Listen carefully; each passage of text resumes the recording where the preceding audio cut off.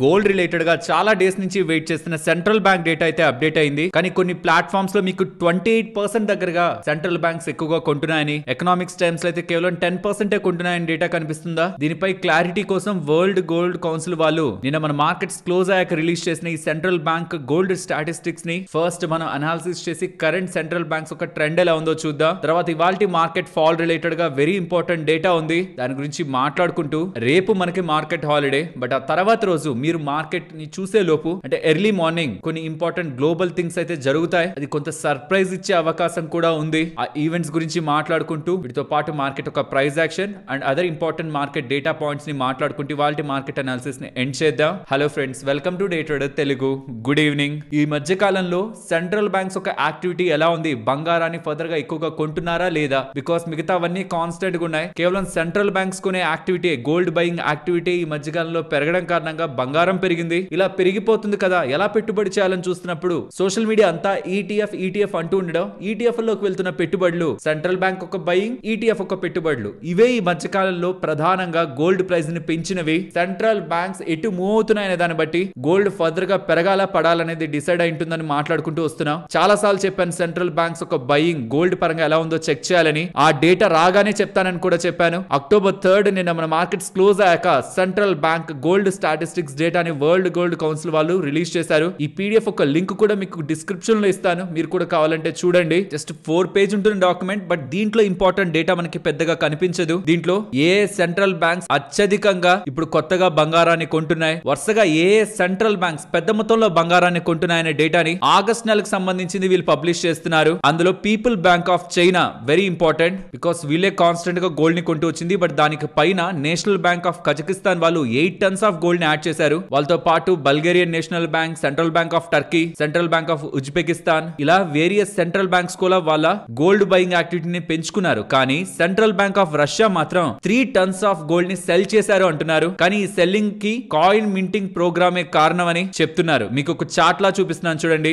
ఏ central banks ఎంతెంత పెద్ద మొత్తంలో గోల్డ్ ని కొంటున్నాయని పైన, కింద ఏ సెంట్రల్ బ్యాంక్స్ అమ్ముతున్నాయని కింద ఉంటుంది. అది సరే, మరి ఎందుకని ఒక్కొక్క దగ్గర 28% సెంట్రల్ బ్యాంక్స్ ఎక్కువగా కొన్నాయి బంగారాన్ని కొన్ని వెబ్సైట్స్, కొన్ని దగ్గర ఏమో 10% ఎక్కువగా కొన్నాయంతే, 28 కాదనేలా కొన్ని వెబ్సైట్స్ లో డేటా ఉంది అంటే దానికి ఈ రిపోర్ట్ మనకి ఆన్సర్ చేస్తుంది. సెంట్రల్ బ్యాంక్స్ ఈ Q3 లో, ఇప్పుడు వస్తున్న Q3 నెంబర్సే కదా అన్ని కూడా మనకి స్టాక్స్ రిలేటెడ్ గా, అలా ఈ Q3 లో సెంట్రల్ బ్యాంక్స్ అన్ని కలిపి 220 టన్స్ దగ్గరగా బంగారాన్ని కొన్నాయి. ప్రీవియస్ క్వార్టర్ తో పోలిస్తే, అంటే Q2 తో పోలిస్తే అది 28% ఎక్కువ, కానీ లాస్ట్ ఇయర్ సేమ్ క్వార్టర్ తో పోలిస్తే అది 10% ఎక్కువ. సో ఎక్కడెక్కడైతే మీకు 28% అని కనిపిస్తుందో అది Q2 తో కంపేర్ చేస్తే, ఎక్కడెక్కడైతే మీకు 10% అని కనిపిస్తుందో అలా లాస్ట్ ఇయర్ సేమ్ Q3 తో కంపేర్ చేస్తే ఆ డేటా ఇక్కడ మీరు స్క్రీన్ పైన గమనించవచ్చు. ప్రీవియస్ క్వార్టర్ తో పోలిస్తే 28%, ఇయర్ ఆన్ ఇయర్ లో కంపేర్ చేస్తే 10% సెంట్రల్ బ్యాంక్స్ వాళ్ళ గోల్డ్ రిజర్వ్స్ ని పెంచుకున్నాయి. అంటే ఏ సెంట్రల్ బ్యాంక్స్ పెద్ద మొత్తంలో అగైన్ గోల్డ్ ని కొంటున్నారన్న డేటాని కూడా ఇక్కడ మీరు అబ్జర్వ్ చేయొచ్చు. విత్ ఆల్ దిస్ యాక్టివిటీ,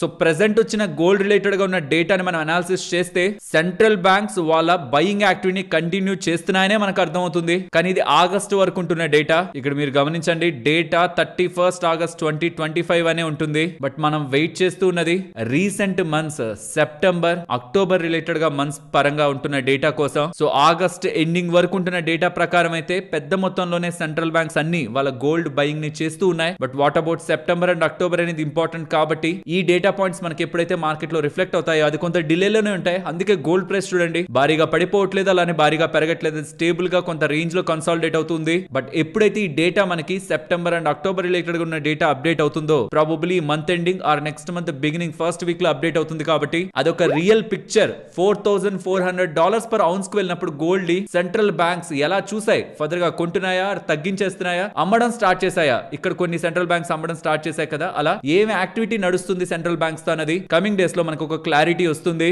ఇప్పుడు మీకు ఏదైతే ఫైనాన్షియల్ ప్లాట్ఫామ్స్ లో పబ్లిష్ అవుతున్న డేటా ఉందో అది కేవలం ఆగస్ట్ 31 వరకు ఉన్న డేటానే కాబట్టి అప్పటి వరకు ఉంటున్న డేటా ప్రకారం అయితే సెంట్రల్ బ్యాంక్స్ అన్ని మంచి యాక్టివిటీని చూపిస్తూ ఉన్నాయి. But let's wait for latest data. And ఇప్పుడు మార్కెట్ రిలేటెడ్ ఉన్న ఇంపార్టెంట్ డేటా గురించి మాట్లాడుకోవాలి. ఇవాల్టి మార్కెట్ ఫాల్ బ్యాక్ ఉంటున్న ఇంపార్టెంట్ రీజన్ ఏమైండొచ్చు? స్పెషల్లీ నిన్నటి వీడియోలో కూడా మార్కెట్ లో ఎఫ్ఐఎస్ ఒక సెల్లింగ్ ఇంటెన్సిఫై అవుతుంది. దీనికి కారణం యుఎస్ వాళ్ళు ఇండియా మీద వేస్తున్న టారిఫ్లను పక్కన పెట్టండి, అది చాలా టైం బ్యాక్ నుంచి ఉన్న థీమ్. స్పెషల్ గా ఇవాళ నిన్న వచ్చింది కాదు. కానీ ఈ రీసెంట్ డేస్ లో మీరు గమనిస్తే ఏఐ రిలేటెడ్ గా బస్ కొంత గ్లోబల్ గా ఎక్కువ అవుతుంది. నిన్న కూడా ఏఐ రిలేటెడ్ గా అమెజాన్ వాళ్ళు ఓపెన్ ఓపెన్ అయ్యే వాళ్ళతో $38 బిలియన్ డీల్ ని కుదుర్చుకున్నారు ఎన్విడియా పరంగా. సో ఇక్కడ ఎన్ని కంపెనీస్ ఇన్వాల్వ్ అయ్యాయి చూడండి. Amazon, open AI means chat GPT and Nvidia. And ఈ మధ్య కాలంలో మీరు గమనిస్తే ఓపెన్ ఏఐ వాళ్ళు మెటా వాళ్ళతో, అమెజాన్ వాళ్ళతో, గూగుల్ వాళ్ళతో ఇలా మల్టిపుల్ కంపెనీస్ తో డీల్స్ ని కుదుర్చుకుంటున్నారు. ఇది నాకు ఎలా కనిపిస్తుంది అంటే ఏ అనే కంపెనీ బి అనే కంపెనీలో ఇన్వెస్ట్ చేస్తుంది, బి అనే కంపెనీ సి అనే కంపెనీలో ఇన్వెస్ట్ చేస్తుంది, ఆ సి అనే కంపెనీ మళ్ళీ బి లోనో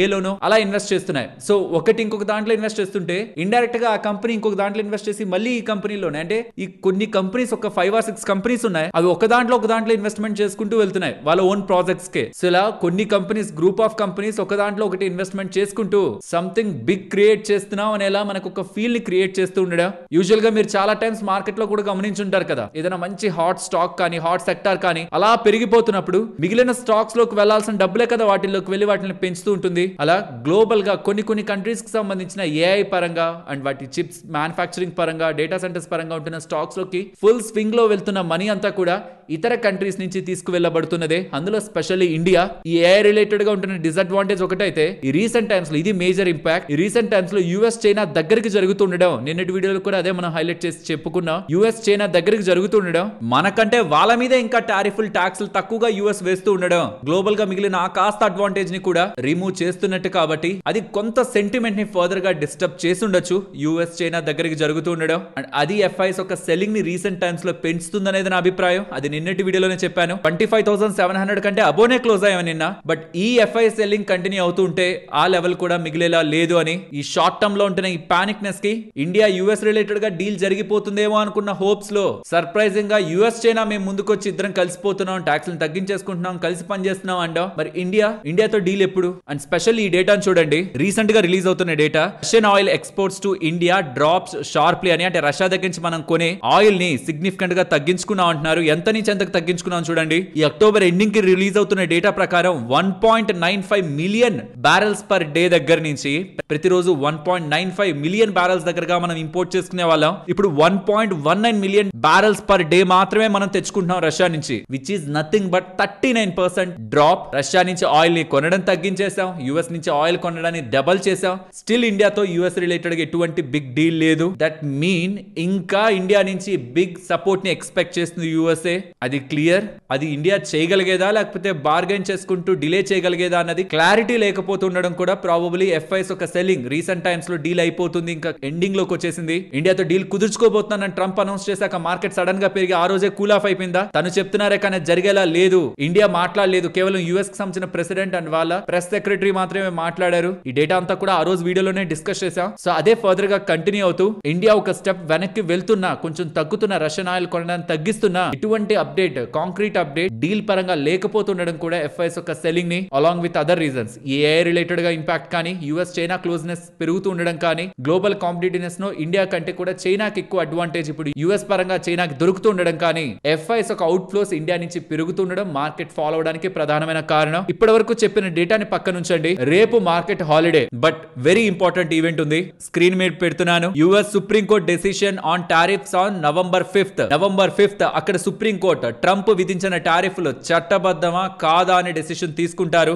but supreme court is in the hands of Trump అనే అంటూ ఉంటారు. అంటే ట్రంప్ మేనేజ్ చేయగలరు సుప్రీం కోర్ట్, అందులో ఉంటున్న వాళ్ళు ట్రంప్ రిలేటెడ్ గా ఉంటున్న వాళ్ళే అని మీడియా వర్గాల్లో చర్చలు ఉంటుంటాయి. But judiciary as a separate ఎంటిటీగా మనం చూడాలి కాబట్టి అలా అంత ఈజీగా స్టేట్మెంట్ చేయలేం. కాబట్టి ఏదైనా సర్ప్రైజ్ స్టేట్మెంట్ ట్రంప్ కి అగైనెస్ట్ గా వస్తుంది అనుకోండి, that will be a big positive for global markets. Maybe US కి సంబంధించి నెగిటివ్ అవ్వచ్చు, ఎందుకంటే పెద్ద మొత్తంలో బిలియన్స్ ఆఫ్ డాలర్స్ ఇప్పటి వరకు కలెక్ట్ చేసిన టారిఫ్లని వెనక్కి ఇవ్వాలి. సో రేపు సుప్రీం కోర్ట్ రిలేటెడ్ గా, యుఎస్ సుప్రీం కోర్ట్ రిలేటెడ్ గా ఎటువంటి డెసిషన్ వస్తుంది అన్నది ఒక ఫర్దర్ కాంక్రీట్ క్లారిటీ అయితే ఈ టారిఫ్ల పరంగా ఇచ్చేస్తుంది. ట్రంప్ కే వదిలేసారా? సరే మీరు ఏం చేస్తున్నారు అది కరెక్టే, టారిఫ్లను వేసుకోండి, ఏ కంట్రీ మీద పడితే ఆ కంట్రీ మీద టారిఫ్లు వేయండి అని సుప్రీం కోర్ట్ వాళ్ళు వదిలేసారా? ఇక ఫుల్ పవర్ ట్రంప్ చేతుల్లోకి అయితే వస్తుంది. లేదు మీరు చేస్తున్నది తప్పు, ఇలా ఎందుకు చేశారు, ఇలా చేసి ఉండకూడదు అని ఏదైనా రిస్ట్రిక్షన్స్ పెట్టే ప్రయత్నం చేస్తే that will be great surprise markets కి, పాజిటివ్ గా, స్పెషల్ ఇండియన్ మార్కెట్స్ కి. చూద్దాం రేపు ఎటువంటి అనౌన్స్మెంట్ వస్తుందని.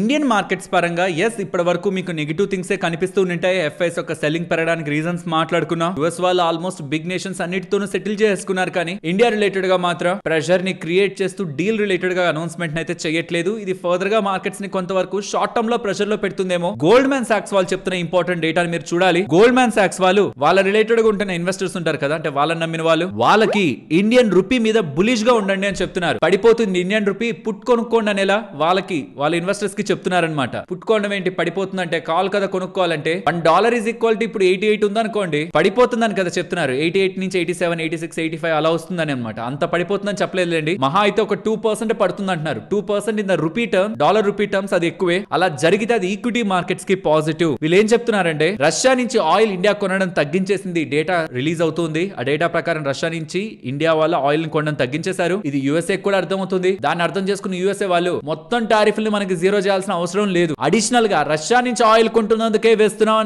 25% టారిఫ్ ఉందా, దాన్ని తగ్గిస్తే ద బిగ్ సిగ్నిఫికెంట్ అడ్వాంటేజ్ ఇండియాకి మళ్ళీ రీగైన్ అవుతుంది. ఎక్స్పోర్ట్స్ పరంగా చాలా ఇండస్ట్రీస్ ఓపెన్ అవుతాయి. ఇండియా యుఎస్ పరంగా ఉంటున్న ట్రేడ్ టెన్షన్స్ ఈజ్ అవుతున్నాయని అలా మార్కెట్ కు ఒక క్లారిటీ ఉంటుంది. అది అన్నెసరీగా ఎఫ్ఐఎస్ ని ఇంకా సెల్లింగ్ మోడ్ లోకి తీసుకువెళ్లకుండా ఉంటుంది. కాబట్టి ఈ రీసెంట్ టైమ్స్ లో ఇండియా తీసుకుంటున్న స్టెప్స్ యుఎస్ వాళ్ళైతే నిజానికి వాళ్ళు చెప్పిందే న్యాయంగా ఫాలో అవుతే రష్యా నుంచి ఆయిల్ కొనందుకే టారిఫ్లు వేస్తున్నామంటే ఇప్పుడు తగ్గిస్తున్నారు కాబట్టి 25% టారిఫ్ ని కట్ చేసుకోవాలి. ఇప్పుడు ప్రెసెంట్ 50 ఉంది ఇండియా పరంగా, దాని మీద 25 తగ్గించాలి రష్యా కారణంగా వేసిన టారిఫ్ ని. అప్పుడు 25% టారిఫ్ కే వచ్చిన ఇండియన్ ఎక్స్పోర్ట్స్ పెరిగి రూపీ స్ట్రెంథన్ అవుతుంది. అంటే ఈ రూపీ ఫాలో అవుతుంది in terms of numerical value లో ఫాలో అవుతుంది. $1 ఈజ్ ఈక్వల్ టు 88 ఉన్నది కాస్త 87, 86 అలా వస్తుందని వీళ్ళు ఎక్స్పెక్ట్ చేస్తూ వాళ్ళ రిపోర్ట్ ని రిలీజ్ చేశారు. ఇంకొకటి కూడా చెప్తున్నారు, ఒకవేళ ట్రంప్ అలా చేయలేదు అనుకుందాం, ఒకవేళ రూపీ ఇంకా వీక్ అయిపోతూ 88, 89, 90 అలా వెళ్ళిపోతుంటే ఆర్బీఐ వాళ్ళ ఒక దగ్గర స్టెప్ ఇన్ అవుతారు. వాళ్ళ దగ్గర ఉంటున్న ఫారెన్ రిజర్వ్స్ ని యూజ్ చేసి రూపీని స్టెబిలైజ్ చేసే ప్రయత్నం మార్కెట్ తో పోటీ పడి చేస్తారు. కాబట్టి అప్పుడైనా రూపీ స్టెబిలైజ్ అవుతుందని వీళ్ళ అభిప్రాయం. In any case rupee stabilise అవుతుండడం ఫార్మాకి, ఐటీకి మంచిది కాదేమో, ఎంటర్ స్టాక్ మార్కెట్ కి అది మంచి విషయమే. అండ్ దీంతో పాటు November 6th morning 3 o'clock around, అంటే మనం నిద్రలేచే టైం కి November 6th మార్కెట్ ఉంటుంది. November 5th అండ్ రేపు హాలిడే. సో మనం నిద్రలేచే టైం కి MSCI వాళ్ళు వాళ్ళ గ్లోబల్ స్టాండర్డ్ ఇండెక్స్ పరంగా కొన్ని స్టాక్స్ ని ఇంక్లూజన్ లోకి తెస్తున్నారు, కొన్ని స్టాక్స్ ని ఎక్స్క్లూజన్ లోకి, అంటే కొన్ని స్టాక్స్ ని తీసేస్తున్నారు. ఏ స్టాక్స్ అయితే ఇంక్లూడ్ అవబోతున్నాయి ఇండెక్స్ లో వాటిలో మంచిగా ఫ్లోస్ వచ్చే అవకాశం ఉంది. ఆ మొత్తం డేటాని కూడా ఇక్కడ మీకు స్క్రీన్ ముందు పెడుతున్నాను. ఇది November 6th మార్కెట్ ఓపెనింగ్ అయ్యే ముందు ఎర్లీ మార్నింగ్ వచ్చే డేటా. దీని అడ్జస్ట్మెంట్ November 25th జరుగుతుంది. 24th ఎండింగ్ మనకి అప్డేట్ వస్తుంది. అది 25th ఎండింగ్ కి మనకి మార్కెట్ లో అడ్జస్ట్ అవుతుంది.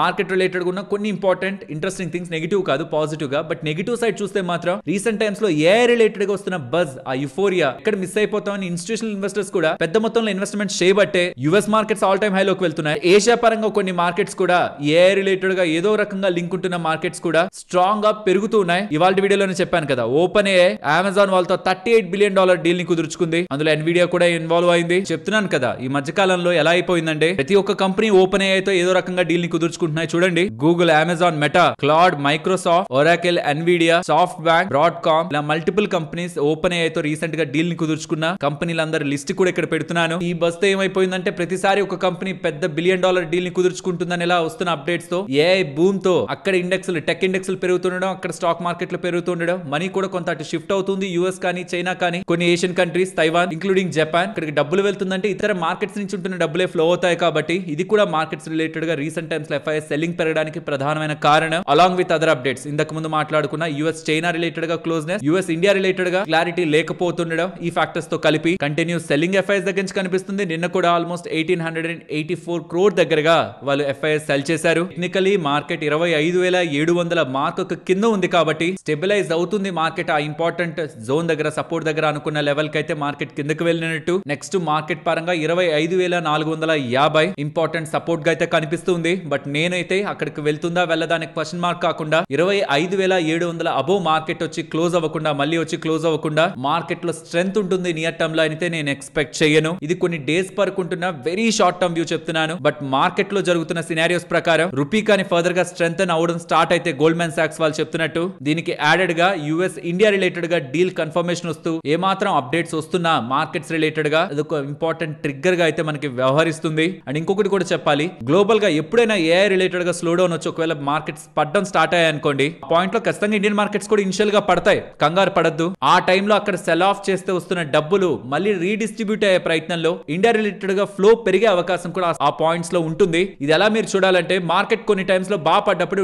డిఫెన్సివ్ స్టాక్స్ పెరుగుతాయి. డిఫెన్సివ్ అంటే డిఫెన్స్ రిలేటెడ్ ఉన్న స్టాక్స్ కాదు, ఎఫ్ఎంసీజీ స్టాక్స్ ఏదున్నా కొంటారులే అనుకునే స్టాక్స్ స్టాక్స్ ఉంటాయి కదా, ఆ పాయింట్ లో అవి పెరుగుతాయి, మార్కెట్ అంతా వీక్ గా ఉంటాయి. అలా ఫుల్ బజ్ లో ఉంటున్న సెగ్మెంట్స్ ఆర్ సెక్టార్స్ ఆర్ ఆ కంట్రీస్ కి సంబంధించిన ఇండెక్స్ ఎప్పుడైనా కూల్ ఆఫ్ అవుతుంటే ఇండియన్ మార్కెట్స్ కొంత పడుతున్నట్టు పడ్డా మళ్ళీ ఫండ్ ఫ్లో పిక్చర్ అనేది రీఅడ్జస్ట్ అయ్యే ప్రయత్నంలో ఇండియా రిలేటెడ్ గా ఫ్లోస్ కూడా పెరిగే అవకాశం ఉంది. కాబట్టి global AI slow down Indian fund flow ని సెల్లింగ్ నుంచి న్యూట్రల్ టు బయింగ్ కి షిఫ్ట్ చేయగలిగే అవకాశం కూడా కమింగ్ టైమ్స్ లో ఉంటుంది.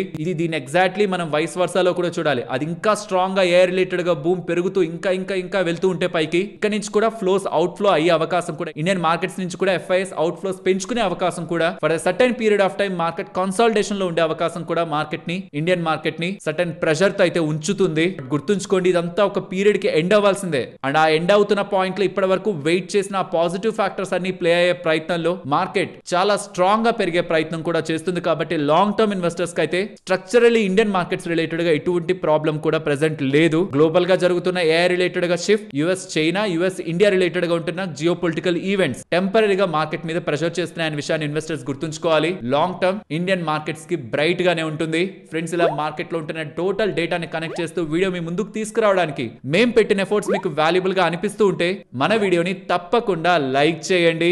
ఫ్రెండ్స్, నవంబర్ 4th నుంచి చాట్ జీపీటీ గో సబ్స్క్రిప్షన్ ఇండియాలో ఫ్రీగా ఇస్తున్నారు కదా. దీనికి ఎటువంటి ఏజ్ రిస్ట్రిక్షన్ లేదు. ఇఫ్ ఇన్ కేస్ మీకు మీ మొబైల్లో దీన్ని ఫ్రీగా అవైల్ చేసుకోవాలనుకుంటే, చాట్ జీపీటీ గోని ఫ్రీగా వాడాలనుకుంటే జస్ట్ ఒక వెబ్సైట్ ఓపెన్ చేయండి. అందులో చాట్ జీపీటీ అని టైప్ చేసి లాగిన్ అయ్యి అక్కడ లాగిన్ అయ్యాక ట్రై చాట్ జీపీటీ గో అని వస్తుంది. దాన్ని సెలెక్ట్ చేసుకొని పేమెంట్ మెథడ్ ని యాడ్ చేసి యూపీఐ తో కూడా చేయొచ్చు, క్రెడిట్ కార్డే అవసరం లేదు. చేసి 12 months ఫ్రీ సబ్స్క్రిప్షన్ ని పొందొచ్చు. కానీ ఇక్కడ ట్విస్ట్ ఏంటంటే, ఆ సబ్స్క్రిప్షన్ మీరు ఏదైతే తీసుకుంటారో యూపీఐ ద్వారా, అది కానీ మీరు 12 months లోపు క్యాన్సిల్ చేయకపోతే మళ్ళీ ఆటో సబ్స్క్రిప్షన్ మోడ్ లోకి వెళ్ళిపోయి మళ్ళీ డబ్బులు మీకు కట్ అవుతూ ఉంటుంది. కాబట్టి ఓన్లీ ఫ్రీగానే వాడాలనుకుంటున్న వాళ్ళు ఒక రిమైండర్ లో పెట్టేసుకోండి. కరెక్ట్ గా 12 months అయిపోతుందని ఒక 3 or 4 days బిఫోర్ ఆ ఈ మ్యాండేట్ ని క్యాన్సిల్ చేసుకోండి. అలా చేసుకోవడం తెలియదు అనుకుంటున్న వాళ్ళు ప్రాబబ్లీ ఇలాంటివి సబ్స్క్రైబ్ చేసుకోకపోవడం బెటర్. అదే మీరు ఆండ్రాయిడ్ లో యాప్ యూస్ చేస్తున్నా సరే, జస్ట్ మీరు యాప్ ని ఓపెన్ చేస్తేనే upgrade to go for free అని వస్తుంది. దాన్ని సెలెక్ట్ చేసుకొని చేయొచ్చు. ఐఓఎస్ రిలేటెడ్ గా మాత్రం మీకు యాప్ లో అలా రాకపోతుంటే త్రూ వెబ్సైట్ ద్వారా వెళ్ళి చేసుకోండి. ఇది ఇవాల్టి నుంచి వీళ్ళు అందిస్తున్నారు 12 months పాటు. నెక్స్ట్ వోడాఫోన్ ఐడియాకి అగైనెస్ట్ గా ఐటీ డిపార్ట్మెంట్ వాళ్ళు 8,500 crore ట్రాన్స్ఫర్ ప్రైజింగ్ కేస్ ని నమోదు చేయడం జరిగింది గతంలో. దాని ఇప్పుడు ఐటీ డిపార్ట్మెంట్ వాళ్ళు విత్ డ్రాల్ చేసుకుంటున్నారని, ఇన్ఫాక్ట్ ఐటీ డిపార్ట్మెంట్ వాళ్ళే సుప్రీంకోర్టు దగ్గరికి వెళ్ళి మేము ఇది విత్ డ్రా చేసుకోవాలనుకుంటున్నాం అని సుప్రీంకోర్టుని అడగడం, సుప్రీంకోర్టు కూడా దాన్ని అలో చేస్తూ ఉండడం. సిఎన్బిసి వాళ్ళు రిలీఫ్ ఫర్ వోడాఫోన్ ఐడియా అంటూ ఒక ఆర్టికల్ ద్వారా అయితే పబ్లిష్ చేస్తున్నారు. నెక్స్ట్ ఎస్సిపిసి ఇంజనీరింగ్ వాళ్ళు ఉన్నారా, వాళ్ళకి 550 crores 60 lakhs చేసే ఆర్డర్స్ ఇండియా నుంచి అబుదాబి నుంచి లభించాయని, అందులో 442 crore 80 lakhs చేసే orders water resources department Bihar నుంచి లభించాయని, 75 crore 20 lakhs చేసే ఆర్డర్స్ ఏమో కన్స్ట్రక్షన్ మెటీరియల్ సప్లై పరంగా, అండ్ అబుదాబి నుంచి 32 crore 60 lakhs చేసే ఆర్డర్స్ అదర్ ప్రాజెక్ట్స్ పరంగా లభించాయని ఎస్సిపిసి వాళ్ళు చెప్తూ ఉన్నారు. నెక్స్ట్ గ్లెన్ మార్క్, వీళ్ళు యుఎస్ లో సోడియం బైకార్బోనేట్ ఇంజెక్షన్ ని లాంచ్ చేయబోతున్నట్లు చెప్తున్నారు. అబాట్ వాల్ కి సంబంధించిన డ్రగ్ ఉంటుంది, దానికి రిఫరెన్స్ గానే వీళ్ళు ఇప్పుడు ఈ సోడియం బైకార్బోనేట్ ఇంజెక్షన్ ని మార్కెట్ లో రిలీజ్ చేస్తున్నారు. ఈ డ్రగ్ కి $63.8 million దగ్గరగా మార్కెట్ సైజ్ ఉంది. డిస్ట్రిబ్యూషన్ నవంబర్ 2025 నుంచి, ఈ నెల నుంచి స్టార్ట్ అవుతుందని అప్డేట్ చేస్తున్నారు. ఇంతకీ సోడియం బైకార్బోనేట్ ఇంజెక్షన్ ఏంటి? సో మోస్ట్లీ కెమిస్ట్రీ రిలేటెడ్ గా మనకు ఉంటున్న అవేర్నెస్ ప్రకారం సోడియం బైకార్బోనేట్ NaHCO3 అనేది ఆల్కలైన్ గా ఉంటుంది. కాబట్టి కొన్ని సందర్భాల్లో బాడీ టూ మచ్ ఎసిడిక్ కి వెళ్ళినప్పుడు మెటబాలిక్ ఎసిడోసిస్ అంటారు, లైక్ సడన్ గా మనం షాక్ కి గురవడం, కార్డియాక్ అరెస్ట్ కానీ, సివియర్ డీహైడ్రేషన్ కానీ, ఆర్ కిడ్నీ ఫెయిల్యూర్ సందర్భాల్లో కూడా బ్లడ్ లో మనకి ఎసిడిక్ లెవెల్స్ పెరిగిపోతాయి. దాన్ని మళ్ళీ నార్మల్ తీసుకురావడానికి, ఈ ఎసిడిక్ నేచర్ ని న్యూట్రలైజ్ చేయడానికి ఈ ఇంజెక్షన్ ని వాడతారు. Specially severe shock and severe cardiac arrest అప్పుడు ఇది ఎక్కువగా వాడుతూ ఉంటారు. And barbiturate and salicylate poisoning కానివ్వండి, hyperkalaemia like high potassium levels ఉన్నప్పుడు కానివ్వండి, కొన్నిసార్లు ఐసీయూ అండ్ సర్జరీ టైమ్స్ లో కూడా దీన్ని యూజ్ చేసి ఎసిడిక్ లెవెల్స్ ని రెడ్యూస్ చేసే ప్రయత్నం చేస్తూ ఉంటారు. దీని పరంగా వీళ్ళకి అప్రూవల్ లభించింది యుఎస్ లో సేల్స్ చేసుకోవడానికి. Next 5th generation fighter air crafts related గా ఎల్ఎన్టీ అండ్ బిఎల్ వాళ్ళు కలిసి వర్క్ చేస్తున్నారని మనకు అప్డేట్స్ ఉన్నాయి కదా. దీంట్లోకి డైనమాటిక్ టెక్నాలజీస్ వాళ్ళని కూడా ఎక్స్క్లూజివ్ పార్ట్నర్ గా ఆన్ బోర్డ్ చేసుకుంటున్నట్టు ఇప్పుడు ఈ 3 కంపెనీలు కలిసి 5th generation fighter air crafts ని రూపొందిస్తారని వస్తున్న అప్డేట్స్ తోని వాళ్ళ డైనమాటిక్ టెక్నాలజీ స్టాక్ మనకి పెరిగింది. గవర్నమెంట్ డిఫెన్స్ సైడ్ చాలా సీరియస్ గా ఇన్వెస్ట్మెంట్స్ పరంగా, ఆర్డర్స్ పరంగా ముందుకు వెళ్తూ ఉంది. కాబట్టి ఈ ఎక్స్పర్టైజ్ ని ఇలాంటి పెద్ద పెద్ద ప్రాజెక్ట్స్ కోసం ఒక కంపెనీ కాకుండా మల్టిపుల్ కంపెనీస్ టైఅప్ అయి దీన్ని డీల్ చేయాలనుకుంటున్నారు. దెన్ వై డైనమాటిక్ టెక్నాలజీస్, వీళ్ళు precision engineered products for metallurgy కానీ, ఏరోస్పేస్ కానీ, హైడ్రాలిక్స్ రిలేటెడ్ గా, సెక్యూరిటీ అప్లయన్సెస్ రిలేటెడ్ గా వర్క్ చేస్తారు. అండ్ వీళ్ళకి state art design and manufacturing centres ఉన్నాయి యూరోప్ లో, ఇండియాలో. ఇంటర్నేషనల్ క్లయింట్స్ కూడా వీళ్ళకి అక్రాస్ 6 కాంటినెంట్స్ ఉన్నారు కాబట్టి ఈ పర్టికులర్ ప్రాజెక్ట్ కి వీళ్ళని తీసుకుంటున్నట్టు L&T అండ్ BL వాళ్ళతో కలిపి ఉంటున్న కన్సార్టియం వాళ్ళు అప్డేట్ ఒక ప్రెస్ రిలీజ్ ద్వారా అయితే చేశారు. ఫ్రెండ్స్, ఇప్పటి వరకు షేర్ చేసిన డేటా మీకు వాల్యుబుల్ గానే ఉందా? మీకు అలా ఉందనిపిస్తే మన వీడియోని లైక్ చేసి పెడుతున్న ఎఫర్ట్స్ ని ఎంకరేజ్ చేయండి. BMW వెంచర్స్ వాళ్ళకి, ఇదేం BMW కాదు, అంటే BMW కార్లా, ఇది PVC పైప్స్ కానీ, కలర్ షీట్స్ కానీ, అండ్ రూఫ్ షీట్స్ ఉంటాయి కదా, కొన్ని ఇళ్ల పైన మీకు ఇలాంటి షీట్స్ ఉంటాయి. ప్రీ ఇంజనీర్డ్ బిల్డింగ్స్ కానీ, కొన్నిటిని ఇలాంటి మెటల్ స్ట్రక్చర్స్ ని కానీ తయారు చేసే కంపెనీ. వీళ్ళు ఇండియన్ రైల్వేస్ రిలేటెడ్ గా 9,94 lakhs విలువ చేసే order fabrication and supply of బో స్ట్రింగ్ గిరిడర్స్ రిలేటెడ్ గా గెలుచుకున్నారని, ఇది 90 days లో ఎగ్జిక్యూట్ చేయబోతున్నారని ఇలా చెప్తూ ఉన్నారు. ఫ్రెండ్స్, LIC పోర్ట్ఫోలియో రిలేటెడ్ గా కొన్ని ఇంపార్టెంట్ అప్డేట్స్ కనిపిస్తున్నాయి, జాగ్రత్తగా గమనించండి. మీ లెఫ్ట్ హ్యాండ్ సైడ్ వాళ్ళకి ఆల్రెడీ పోర్ట్ఫోలియోలో ఉన్నాయి ఈ స్టాక్స్, కానీ ఫర్దర్ గా కొంటున్నారు. అంటే రీసెంట్ టైమ్స్ లో అవి మేబీ వాళ్ళకి అట్రాక్టివ్ గా అనిపించుండొచ్చు, ఆర్ బాగా పెరుగుతాయని అనిపించుండొచ్చు, మంచి వాల్యుయేషన్ అనిపించుండొచ్చు, గ్రోత్ ప్రాస్పెక్ట్స్ బాగున్నాయి అనిపించవచ్చు. రీజన్ ఏదైనా, ఆల్రెడీ ఉంటున్న వాటిలో వేటిల్లో అడిషనల్ గా వాటాను కొంటున్నారు అనేది left hand side, and already ఉంటున్న వాటిలో వేటిలో వాటాను తగ్గించుకున్నారు అనేది రైట్ హ్యాండ్ సైడ్. అండ్ కొత్తగా ఏ స్టాక్స్ ని కొంటున్నారు, ఎగ్జిస్టింగ్ ఉన్న స్టాక్స్ ని ఎగ్జిట్ అవ్వడమా, లేదా గతంలో 1% కంటే అబోవ్ హోల్డ్ చేస్తూ ఇప్పుడు 1% కంటే బిలో తీసుకువెళ్ళడమా అనేది కూడా ఇక్కడ మీరు స్క్రీన్ మీద గమనించవచ్చు. ఈ డేటా ఒక ఎక్స్టెన్షన్ ఇంకొంచెం కింద ఉంటుంది. ఈ ఇమేజ్ మీకు మన వాట్సాప్ ఛానల్లో కూడా షేర్ చేస్తాను, ఆర్ జస్ట్ మీకు ఇక్కడ స్క్రీన్ షాట్ తీసుకుంటే కూడా బాగానే కనిపిస్తుంది అనుకున్నా స్క్రీన్ షాట్ తీసుకోండి. వాట్సాప్ ఛానల్లో జాయిన్ అవడానికి కావాల్సిన లింక్ డిస్క్రిప్షన్ లో, కామెంట్ సెక్షన్ లో ఫస్ట్ కామెంట్ గా ఉంటుంది. ఈ సెమీ కండక్టర్ బిజినెస్ చేస్తున్నారు అనగానే బజ్ రాగానే స్టాక్స్ భారీగా పెరిగిపోతున్నాయి. ఈ స్టాక్ కూడా పర్టికులర్ గా బ్లూ క్లౌడ్ అనే స్టాక్ చాలా చిన్నది, సుమారుగా 1,500 కోట్ల మార్కెట్ క్యాపిటల్ ఉండే ఈ కంపెనీకి మల్టిపుల్ అప్డేట్స్ తో స్టాక్ ఇవాళ మనకి బజ్ కనిపించింది. ఒక అప్డేట్ ఏంటంటే, వీళ్ళు $15 million విలువ చేసేది, అంటే 132 crores విలువ చేసే MOUని బైట్ ఎక్లిప్స్ అనే కంపెనీతో కుదుర్చుకున్నారు to develop edge AI chips. AI chips అంటే ఏంటి? స్పెషలైజ్డ్ ప్రొసెసర్స్ అంట, ఆర్టిఫిషియల్ ఇంటెలిజెన్స్ లో యూస్ చేయడానికి యూస్ చేసే చిప్స్ ని ఇండియా నుంచి వీళ్ళు కూడా US కంపెనీతో టైఅప్ అయి డెవలప్ చేయబోతున్నారనే అప్డేట్స్ తో ఇదొక update blue cloud soft tech related గా. ఇంకొకటి, వీళ్ళు ఇజ్రాయెల్ కి సంబంధించిన కంపెనీతో టైఅప్ అయి $150 million కి సంబంధించి ఈ సేమ్ ఎడ్జ్ AI చిప్స్ పరంగా టెక్ ట్రాన్స్ఫర్ డీల్ ని కుదుర్చుకున్నారని, ఇందులో భాగంగా అక్కడ ఉంటున్న కంపెనీ అండ్ ఈ బ్లూ క్లౌడ్ సాఫ్ట్ టెక్, ఈ హైదరాబాద్ బేస్డ్ కంపెనీ, వీళ్ళిద్దరూ కలిసి ఇండియాలో ఈ చిప్స్ ఒక మ్యానుఫ్యాక్చరింగ్ ని స్టార్ట్ చేస్తారని. ఇజ్రాయెల్ పార్ట్నర్ ఏమో చిప్ ఆర్కిటెక్చర్ ని ప్రొవైడ్ చేస్తే, బ్లూ క్లౌడ్ వాళ్ళేమో AI software stack and IP rights తో వీటిని రూపొందించి నెక్స్ట్ 5 years పాటు డిజైన్, R&D అండ్ ఈ చిప్స్ ఒక మ్యానుఫ్యాక్చరింగ్ సెటప్ ని మేక్ ఇన్ ఇండియా ఇనిషియేటివ్ లో భాగంగా ఇండియాలోనే డెవలప్ చేయబోతున్నట్టు బ్లూ క్లౌడ్ సాఫ్ట్ టెక్ వాళ్ళు అప్డేట్ చేస్తుండడం. ఈ సెమీ కండక్టర్స్ పరంగా చూసినా, లేకపోతే ఈ చిప్స్ పరంగా చూసినా, AI పరంగా చూసినా, ఏ అప్డేట్ వస్తున్నా సరే మనకి స్టాక్స్ లో మంచి బజ్ అయితే కనిపిస్తుంది. అలా ఈ చిన్న స్టాక్ మార్కెట్ క్యాపిటల్ పరంగా ఇవాళ ఈ అప్డేట్స్ తో, మల్టిపుల్ అప్డేట్స్ తో స్ట్రాంగ్ గా పెరిగింది. ఫ్లైట్ లో ట్రావెల్ చేసే వాళ్ళకి శుభవార్త అండ్ ఎయిర్లైన్ కంపెనీస్ కి బ్యాడ్ న్యూస్ అని చెప్పాలి. స్టాక్స్ కి అవేంటో మాట్లాడుకుందాం. బట్ గవర్నమెంట్ ఆఫ్ ఇండియా వాళ్ళు, DGCA వాళ్ళు, DGCA అంటే directorate general of civil aviation వాళ్ళు ఒక కొత్త ఎయిర్ టికెట్ నార్మ్స్ ని తీసుకొస్తున్నారు. ఫస్ట్ ఇది ఒక ప్రపోజల్, తర్వాత ఇది రూల్ గా మారుతుంది. అందులో భాగంగా మనం టికెట్ బుక్ చేసుకున్న 48 hours లోపు మనకు కావాలనుకుంటే ఆ టికెట్ ని మోడిఫై చేసుకోవచ్చని, క్యాన్సిల్ చేసుకోవచ్చని, అండ్ దానికి సంబంధించి ₹1 కూడా కట్ చేయకుండా విత్ ఇన్ 21 days లోపు మన డబ్బుల్ని తిరిగి మన బ్యాంక్ అకౌంట్ లో వేయాలని, అండ్ నేమ్ చేంజ్ రిలేటెడ్ గా ఎటువంటి డబ్బుల్ని కూడా ఎయిర్లైన్ కంపెనీ చార్జ్ చేయకూడదని, మెడికల్ ఎమర్జెన్సీ క్యాన్సిలేషన్ కూడా ఎయిర్లైన్ కంపెనీస్ అవకాశాన్ని ఇవ్వాలనేలా, వితౌట్ ఎనీ అడిషనల్ చార్జెస్ ఇవన్నీ కూడా ఎయిర్లైన్ కంపెనీస్ ఫాలో అవ్వాలనేలా ప్రపోజల్స్ ని DGCA వాళ్ళైతే తీసుకొస్తున్నారు. అఫ్ కోర్స్ ఇప్పుడు కంపెనీస్ అన్ని వెళ్ళి మాకు దాని కారణంగా నష్టం అని చెప్తాయి, అది కూడా DGCA వాళ్ళకి తెలుసుంటుంది. బట్ స్ట్రక్చరల్ గా బిజినెస్ లకి ఏమంత భారీ ఇంపాక్ట్ ఉండదు అనుకుంటే ఇవి అమలు అవుతాయి. కాబట్టి ఫ్లైట్స్ లో ట్రావెల్ చేస్తున్న మోస్ట్ ఆఫ్ ద పీపుల్ కి ఇది మంచి విషయమే. ఇది ఇంకా రూల్ కాదు, కమింగ్ టైమ్స్ లో రూల్ గా మారుతుంది. అప్పుడు కూడా ఇంకొకసారి ఇన్ఫార్మ్ చేస్తాను. యాజ్ ఆఫ్ నౌ ఇవన్నీ proposals. Majority of financial platforms లో ఇలా ప్రపోజల్ తీసుకొస్తున్నారన్న అప్డేట్స్ అయితే మీకు కనిపిస్తాయి. బట్ ఇది ఇంకా రూల్ కాదన్న విషయాన్ని గుర్తుంచుకోవాలి. ఇంట్రెస్టింగ్ డెవలప్మెంట్ ఇండస్ టవర్స్ పరంగా అయితే నెలకొంటుంది. ఆల్రెడీ భారతీ ఎయిర్టెల్ వాళ్ళకి సిగ్నిఫికెంట్ గా కంపెనీలో వాటా ఉంది. ఇప్పుడు అడిషనల్ గా ఇంకొక 5% వాటా ఇండస్ టవర్ లో కొనుక్కుంటూ 51% కి వాళ్ళ వాటాని పెంచుకోవాలని చూస్తున్నారని. ఎందుకు కాన్స్టెంట్ గా ఇండస్ టవర్స్ రిలేటెడ్ గా వాటాని భారతీ ఎయిర్టెల్ వాళ్ళు పెంచుకుంటున్నారు? అదొక టవర్ బిజినెస్, ఎలాగో స్ట్రాటజిక్ అడ్వాంటేజ్ భారతీ ఎయిర్టెల్ కుంటుంది. కానీ ఇప్పుడు కొంటున్న వాటాతో 51.03% కి ఇండస్ టవర్స్ లో వాళ్ళ వాటా పెరుగుతుంది. కాబట్టి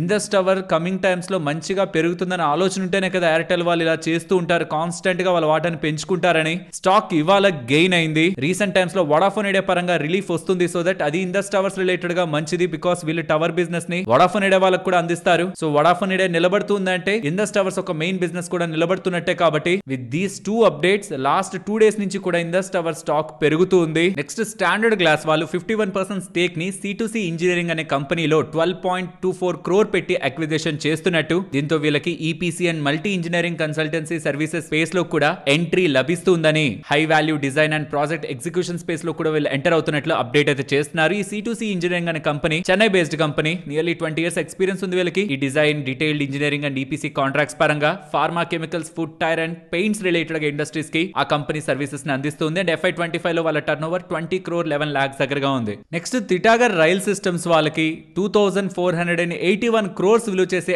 ఆర్డర్ MMRDA వాళ్ళ దగ్గర నుంచి లభించాయని, MMRDA అంటే ముంబై మెట్రో రైల్వే వాళ్ళ దగ్గర నుంచి లభించాయని. దీంతో వీళ్ళ టోటల్ ఆర్డర్ బుక్ 30,000 crore దగ్గరగా స్టాండ్ అవుట్ అవుతుంది అనేలా తిటాగర్ రైల్ సిస్టమ్స్ వాళ్ళు చెప్తూ ఉన్నారు. Starting from December 8th FNO segment పరంగా కూడా ప్రీ ఓపెన్ సెషన్ అయితే ఉంటుంది. అంటే ఈక్విటీ డెరివేటివ్స్ పరంగా కూడా డైరెక్ట్ గా 9:15 కు ఓపెన్ అవ్వకుండా 9 AM నుంచి 9:15 వరకు ప్రీ మార్కెట్ ఎలా అయితే జరుగుతూ ఉంటుందో అలానే డెరివేటివ్స్ పరంగా కూడా కొనేవాళ్ళు ఎవరు, అమ్మేవాళ్ళు ఎవరు అని ఆఫ్టర్ మార్కెట్ ఆర్డర్స్ అన్నిటిని మ్యాచ్ చేసుకుంటూ ప్రీ మార్కెట్ లో కూడా ఒక ప్రైస్ ని డిస్కవర్ చేసి 9:15 కి ఆ ప్రైస్ లో ఆ FNO కాంట్రాక్ట్ ఓపెన్ అవుతుంది. ఇప్పటి వరకు ఏంటంటే 3:30 కి క్లోజ్ అయిపోయాక నెక్స్ట్ డే 9:15 కే సడన్ ట్రేడింగ్ స్టార్ట్ అయిపోతుంది. స్టాక్స్ లో ప్రీ మార్కెట్ లో అడ్జస్ట్మెంట్ ఉండదు, కానీ December 8th నుంచి ప్రీ మార్కెట్ ట్రేడింగ్ కూడా FNO లో ఉంటుందనేలా NSE వాళ్ళు చెప్తూ ఉన్నారు. So like pre market regular గా ఈక్విటీ మార్కెట్స్ కి ఎలా ఉంటుందో అలానే ఉంటుంది. ఆ బాక్స్ కూడా నేను ఇక్కడ మీకు స్క్రీన్ ముందు పెడుతున్నాను. 9:7-9:8 అరౌండ్ మీకు ప్రైస్ డిస్కవరీ అయిపోతుంది. ఇక 9:15 కి నార్మల్ ట్రేడింగ్ సెషన్ ఓపెన్ అవ్వక ముందు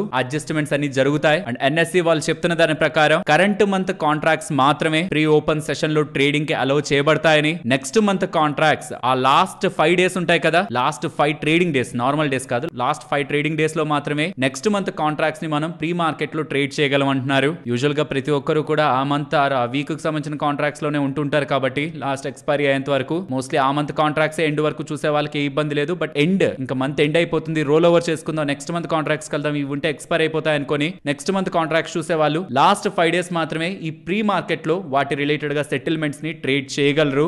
నెక్స్ట్ నెంబర్స్, ఫస్ట్ SBI వాళ్ళ నెంబర్స్ ని మాట్లాడుకుందాం. నెట్ ఇంట్రెస్ట్ ఇన్కమ్ 3% దగ్గరగా ఇయర్ ఆన్ ఇయర్ లో గ్రో అయిందా, వెరాస్ ప్రాఫిట్స్ 10% దగ్గరగా గ్రో అవుతున్నాయి. Coming to well asset quality, last quarter తో పోల్చినా, లాస్ట్ ఇయర్ సేమ్ క్వార్టర్ తో పోల్చినా వాళ్ళ గ్రాస్ అలాగే net non performing assets improve అవుతున్నాయి. స్లిపేజ్ రేషియో కానీ క్రెడిట్ కాస్ట్ కూడా ఇంప్రూవ్ అవుతుంది.